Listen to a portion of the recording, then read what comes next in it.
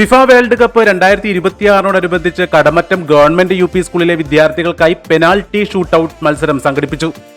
സംസ്ഥാന സർക്കാരിന്റെ ലഹരിക്കെതിരെ 1 മില്യൺ ഗോൾ എന്ന ആശയത്തിൽ നിന്നും പ്രചോദനം ഉൾക്കൊണ്ടാണ് കടമറ്റം ടർഫിൽ വെച്ച് തൂഫാൻ ഗോൾ മഴ എന്ന പേരിൽ ഈ ആവേശ പോരാട്ടം നടത്തിയത്.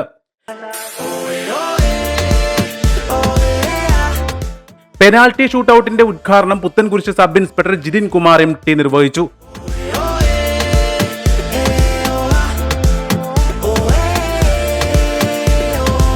ഉദ്ഘാടനത്തിന്റെ ഭാഗമായി സബ് ഇൻസ്പെക്ടർ മനോജ് കുമാറും പെനാൽറ്റി ഷൂട്ടൌട്ടിൽ പങ്കാളിയായി.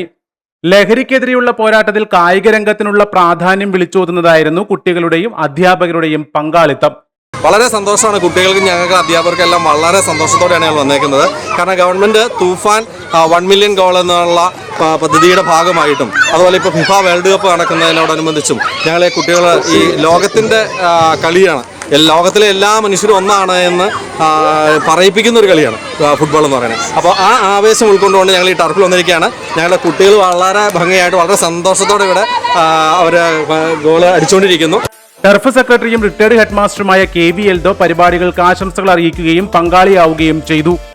വിദ്യാർത്ഥികളും അധ്യാപകരും ഒരേപോലെ ആവേശത്തോടെ ഗോളടിച്ച് മത്സരിച്ച പരിപാടിക്ക് സ്കൂൾ ഹെഡ് മാസ്റ്റർ മുഹമ്മദ് സിയ PM, അധ്യാപിക മായ KK എന്നിവർ നേതൃത്വം നൽകി.